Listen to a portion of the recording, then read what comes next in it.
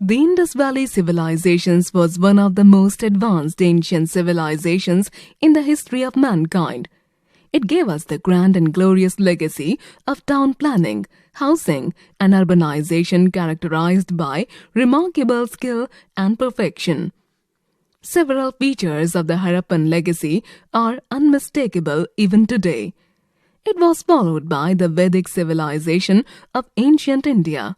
It is believed that the Vedic civilization pioneered various concepts leading to the birth of modern science, technology, astronomy, and so on.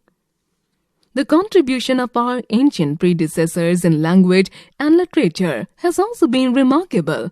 People in the Vedic period spoke and used Sanskrit to compose the Vedas and other ancient texts.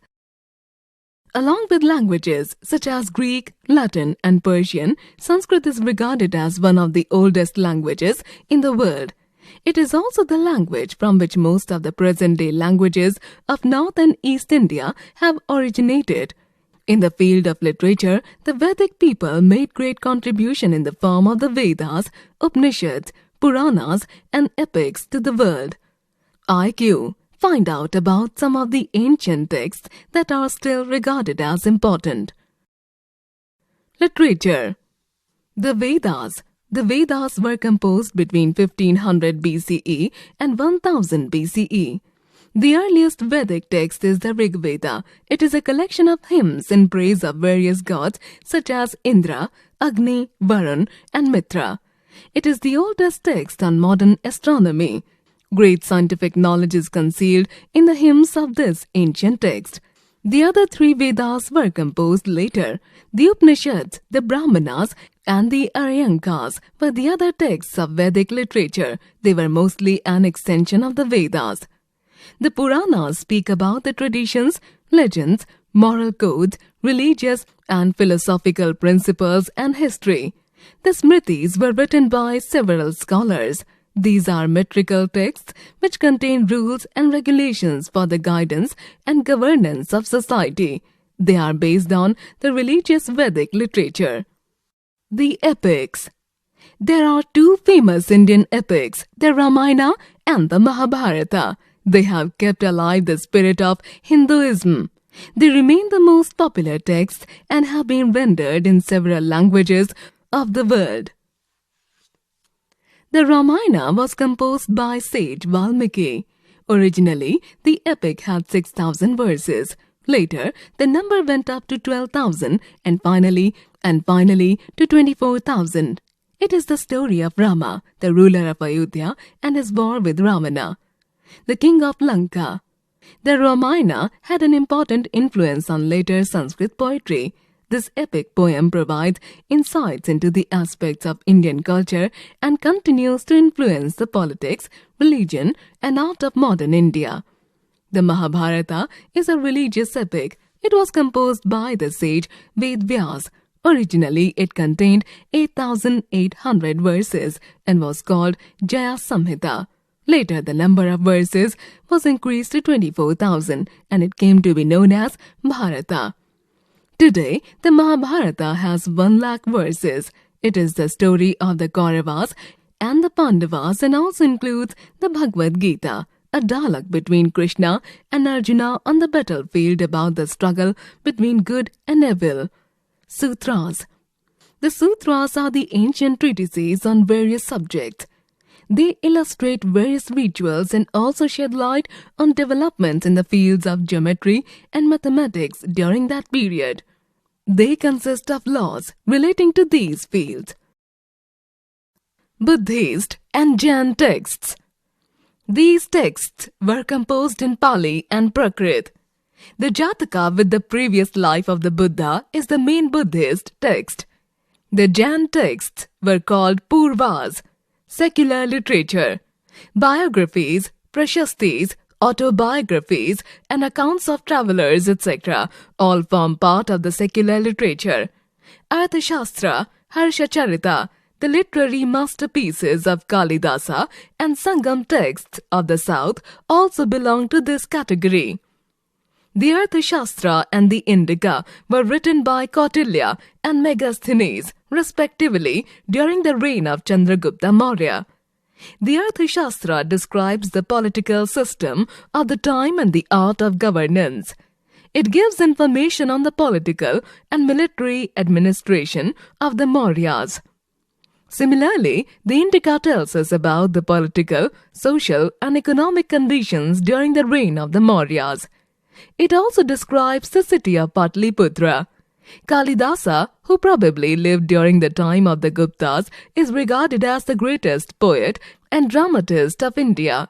He has written many dramas in Sanskrit.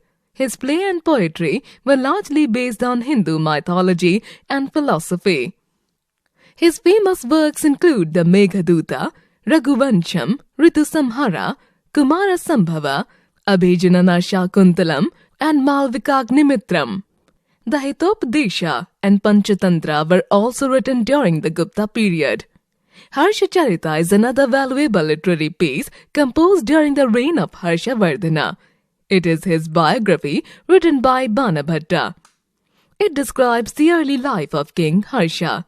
Banabhatta also wrote Kadambari. Sangam literature is the ancient Tamil literature. It is a collection of texts that highlights the political, economic, and social life of Tamils in that period. The Sangam literature deals with the history of the kingdoms of South India. Accounts of foreign travelers. During the ancient period, many travelers and pilgrims came to India. During the reign of Chandragupta II, Fahim stayed for 6 years in India, 4005 to 4011 CE. He visited several Buddhist monasteries. When Fahim returned to China, he wrote an account of his stay in India. His account gives a detailed description of the life of the people under the Guptas. Some centuries later, another Chinese traveler, Huan Sang, came to India. At this time, Harshavardhana was the ruler in North India. I Singh was another Chinese traveler who wrote about India. Art and architecture. Architecture. India made rapid progress in art and architecture. Different kingdoms patronized varied forms of art and culture. The earliest architecture in the Indus Valley civilization, well-planned cities and houses. The presence of drainage systems and public baths showed an advanced standard of hygiene and sanitation. Most sites of the Harappan civilization had a citadel. Architecture reached perfection during the reign of the Mauryan rulers, particularly Ashoka. Ashoka built a large number of stupas, viharas, and monasteries. The Dhamik stupa at Sarnath is a masterpiece. The early Mauryan buildings and works of art were mostly wooden. The pillars and fortifications made of wood in the ancient city of Patliputra reveal workmanship of a higher order. The use of burnt bricks was also known to the people of ancient Magad. Houses were provided with pillars, windows, and stairs. The cities had well-planned streets. The walls and the buildings were often decorated with paintings. The stupa formed an important part of the architectural achievement of Mauryan history. The architecture developed further with the skills brought by the Central Asian rulers between 200 BCE and 300 CE. The Satavahanas were also patrons of architecture. Most of the Satavahana architecture was religious, especially Buddhist chaityas, worship halls, stupas, and viharas. A beautiful Chaitya hall at Kale, near Pune, is a fine example of Satavahana architecture. The most famous stupa is the one at Amravati in Andhra Pradesh. It has many sculptures depicting scenes from the life of the Buddha. Viharas or monasteries were cut from huge caves in the hills. Architecture flourished under the patronage of the Gupta kings. Many temples were built during the Gupta period. During this period, Buddhist art flourished. The Dashavatara temple at Devgarh near Jhansi, the temple at Bhitargaon near Kanpur, and the temple at Sanchi in Madhya Pradesh are beautiful examples of Buddhist architecture. They were constructed of bricks and stones. The cave temples at Ajanta also belong to this period.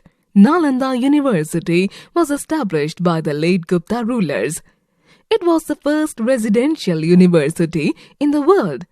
The architecture of Nalanda has always been appreciated by foreigners. In the south, the Pallava rulers introduced the Dravida style of temple architecture in the form of pyramid-like rathas, temples at Mahabalipuram. The Kailashanatha temple at Kanchipuram is a temple complex with a towered sanctuary and mandapa.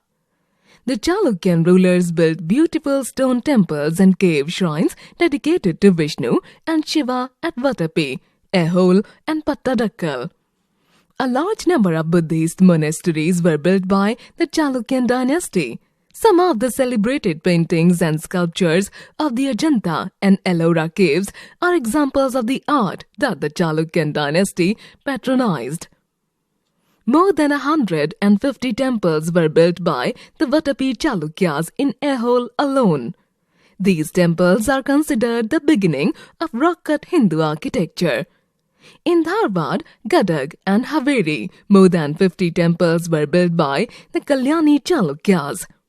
They evolved a new style, that is, the combination of the South Indian or Dravida and the North Indian or Nagara styles, which is known as the Chalukyan architecture. This form was further developed by the Chola rulers of South India. The Chola architecture achieved its peak at Thanjavur, the capital city of the Cholas. The structures had rising pyramid towers crowned with dome-like roofs. These temples are typical of the Chola dynasty. The walls were filled with sculptures and paintings. Bronze sculptures of this era are the finest in southern India. Sculpture. The Neolithic humans probably made the first sculpted objects. These objects were, however, very crude. The Indus Valley people sculpted things by using clay and mud. The stone workers of the Mauryan period mastered the art of polishing stone. Numerous stone pillars were made during the Mauryan period. These pillars were carved out of rocks and polished metals. With the coming of the foreigners, the art of sculpting developed further. The Gandhara and Mathura schools of art, which excelled in sculpture, flourished during the Kushana period. The Gandhara school combined Greek art styles with the Indian style. The Mathura school produced images in purely Indian style. The Sarnath school flourished during the Gupta period. One of the finest examples of Gupta sculpture are the seated Buddha. It shows the Buddha in the posture of preaching the Dharma. The halo around his head represents his spiritual strength. The Pallavas and the Chalukyas were also patrons of sculpture. Mahabalipuram has many sculptures carved on rock. Painting. In India, the practice of painting on rocks and walls began from the Stone Age. Early humans painted on the walls of the caves in which he lived. Many such paintings have survived. In Bhimbetka, many prehistoric paintings have been found. Under the patronage of the Guptas and Chalukyas, paintings were done on cave temples in Ajanta. These paintings are called murals. They depicted themes from the life of the Buddha. The colors were made from minerals and plants and still retain. Science. Ancient India was very advanced in science. The town planning of Indus Valley people was based on scientific method. Among the other fields, mathematics, astronomy, metallurgy, and medicine all touched new heights.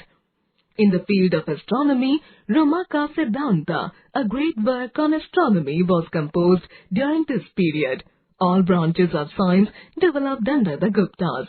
Aryabhatta and Varahamihir were two of the most famous astronomers and mathematicians who lived during this age.